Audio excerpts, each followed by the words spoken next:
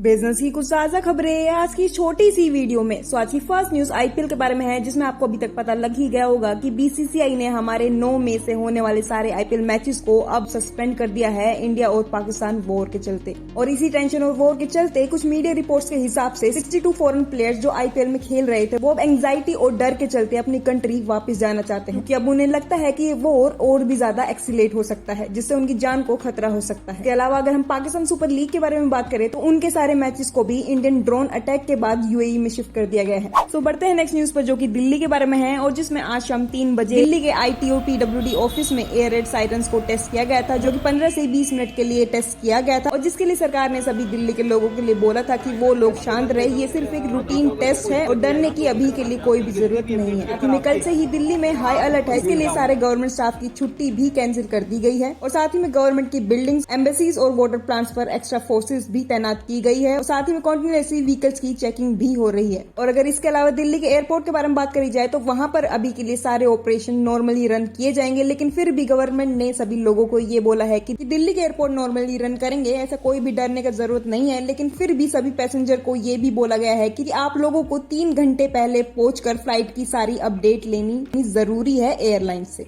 तो बढ़ते हैं नेक्स्ट न्यूज पे, जो कि हमारी आर्म फोर्स के बारे में है, हमारी बीएसएफ के बारे में है, जिसने कि कल रात को 11 बजे 60 टेररिस्ट को मार गिराया। कल रात 11 बजे जम्मू कश्मीर के संबा डिस्ट्रिक्ट में सर्वेलेंस करते वक्त हमारी आर्मी ने कुछ टेररिस्ट को डिटेक्ट किया जो कि हमारी टेरिटरी के अंदर घुसना चाह रहे थे और जिसके बाद उन्होंने उनसे फाइट की और 60 टेररिस्ट को मार गिराया। इसी के साथ उन्होंने पाकिस्तान के धांधर पोस्ट को भी डिस्ट्रॉय कर दिया, काफी ज्यादा डैमेज उनको पहुंचाया। और साथ ही में हमारे ऑफिशियल्स का ये भी कहना है कि जो मारे गए टेररिस्ट हैं उनकी संख्या 7 से भी ज्यादा हो सकती है। एग्जैक्ट नंबर अभी तक सामने नहीं आया है। सो बढ़ते हैं नेक्स्ट न्यूज पे, जो कि हमारी नॉर्थ इंडिया की सारी स्टेट्स के बारे में है, जिसमें कि गवर्नमेंट ने कहा है कि कुछ 1-2 दिनों के लिए स्कूल, कॉलेजेस, यूनिवर्सिटीज सभी बंद रहने वाली है। और खासकर वो स्टेट्स जो कि बिल्कुल बॉर्डर के करीब है, जैसे कि पंजाब, हरियाणा, राजस्थान, जम्मू कश्मीर के स्कूल्स, कॉलेजेस कुछ दिनों के लिए बंद कर दिए गए हैं इंडिया पाकिस्तान टेंशन के चलते, जिसमें कि जम्मू कश्मीर के सभी स्कूल, कॉलेजेस फ्राइडे और सैटरडे को बंद रहेंगे, ऐसा उनका एजुकेशन मिनिस्टर ने भी बोल दिया है। इसके अलावा पंजाब गवर्नमेंट के प्राइवेट स्कूल्स, कॉलेजेस भी 3 दिन तक बंद रहेंगे, ऐसा उन्होंने भी अनाउंस कर दिया है। साथ ही में राजस्थान के बॉर्डर पर जो सारे स्कूल, कॉलेजेस हैं को भी बंद कर दिया गया है। और अगर हिमाचल प्रदेश के बारे में बात करें तो वहां पर भी उनकी डिस्ट्रिक्ट के सारे एजुकेशनल इंस्टीट्यूट को भी बंद कर दिया गया है। सो बढ़ते हैं नेक्स्ट न्यूज पर, जो कि पाकिस्तान की बेवकूफी भरी और बेइज्जती से भरी हुई एक पोस्ट के बारे में है, जिसमें कि उन्होंने पूरी दुनिया से अपील की कि प्लीज हमें कोई पैसे दे दो, हमें लोन दे दो, हमारे पास बिल्कुल भी पैसा नहीं है हमारे दुश्मन कंट्री से भिड़ने के लिए। और साथ ही में उन्होंने अपने स्टॉक मार्केट क्रैश का भी जिक्र किया, उसमें कि कैसे हमारा स्टॉक मार्केट बुरी तरीके से क्रैश कर चुका है। तो इसी बेइज्जती भरी पोस्ट के बाद लोगों ने उनको ट्रोल किया और इसके बाद उनका ये ऑफिशियल स्टेटमेंट आया कि उनका एक्स अकाउंट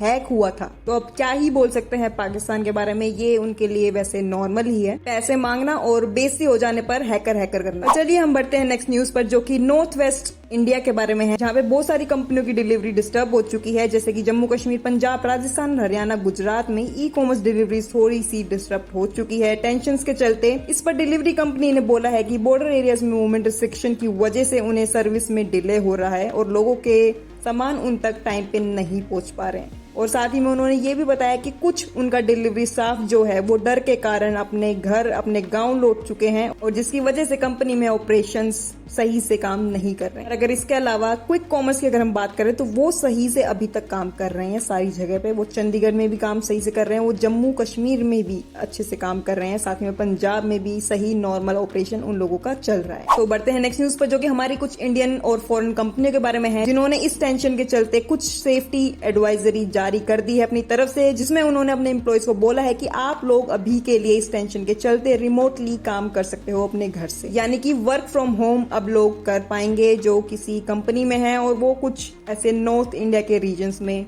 अभी इस वक्त ऑपरेट कर रहे हैं। तो बढ़ते हैं नेक्स्ट न्यूज पर, जो कि हमारी गवर्नमेंट के बारे में है, जिसमें उन्होंने बोला है आरबीआई, एनपीसीआई और सारे बैंक्स को कि अपना साइबर सिक्योरिटी को इस वक्त बहुत ज्यादा टाइट रखो इंडिया पाकिस्तान कॉन्फ्लिक्ट के चलते, क्योंकि इस वक्त हमारा डिजिटल बैकबोन अकाउंट सेफ रहना बहुत ज्यादा जरूरी है। तो अभी के लिए सारी बैंक्स, आरबीआई और एनपीसीआई अपने सिस्टम पर ज्यादा अलर्ट जारी कर दिया है। तो बढ़ते हैं नेक्स्ट न्यूज पर, जो कि रिलायंस के बारे में है और जिसने की इस वक्त गलती से एक ट्रेडमार्क के लिए अप्लाई कर दिया था, जिसमें उन्होंने अब आकर ऑफिशियली अनाउंस कर दिया है कि ये हम लोगों से गलती से हो गया था, ऐसा हम कुछ भी नहीं चाहते हैं। तो रिलायंस ने रिसेंटली ऑपरेशन सिंदूर के ट्रेडमार्क के लिए गलती से फाइल कर दिया था। उन्होंने इस पर कहा कि ये एक जूनियर एम्प्लॉय के द्वारा बिना अप्रूवल के किया गया था और इस पर उन्होंने क्लैरिफाई किया कि उनका कोई भी ऐसा प्लान नहीं है और इस ट्रेडमार्क को वो नहीं लेना चाहते हैं क्योंकि ये इस वक्त देशभक्ति का सिंबल बन चुका है। साथ ही में कंपनी ने इसकी एप्लीकेशन सबमिट की थी अपने जियो स्टूडियो के द्वारा, जो कि इन्होंने तुरंत वापस ले ली है। वैसे 7 मई को तो पता लग ही गया था कि ऑपरेशन सिंदूर होने वाला है, लेकिन तब भी एक एम्प्लॉय ने गलती से इस एप्लीकेशन को फाइल कर दिया।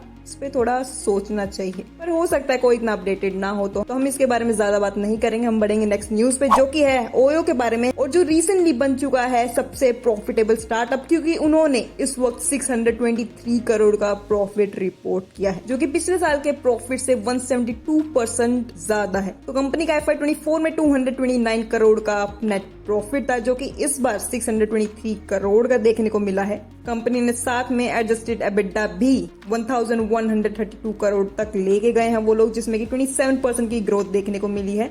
लगातार 10 क्वार्टर में उन्होंने ये प्रॉफिट्स को रिपोर्ट किए हैं और अगर उनकी बुकिंग वैल्यू को भी देखा जाए तो वहां पर भी बढ़ावत देखने को मिली है 54% की, जिसमें कि 16,436 करोड़ की वो अभी तक बुकिंग वैल्यू पहुंच चुकी है। और अगर रेवेन्यू को देखे तो वो भी अच्छा खासा बढ़ा है 20% से, जो कि पहुंच गया है 6,463 करोड़ तक। वैसे हर एक स्टार्टअप का प्रॉफिट अच्छा खासा इंक्रीज हो जाता है जब उसका आईपीओ आने वाला होता है, तो ओयो भी उसी चीज की तैयारी अभी कर रहा है। वैसे अगर मैं आपसे पूछूं अगर ओयो का आईपीओ आता है तो क्या आप इन्वेस्ट करोगे? अगर हाँ तो मुझे कमेंट सेक्शन में जरूर बताना, और अगर ना तो क्यों, आपका लॉजिक क्या है उसके पीछे।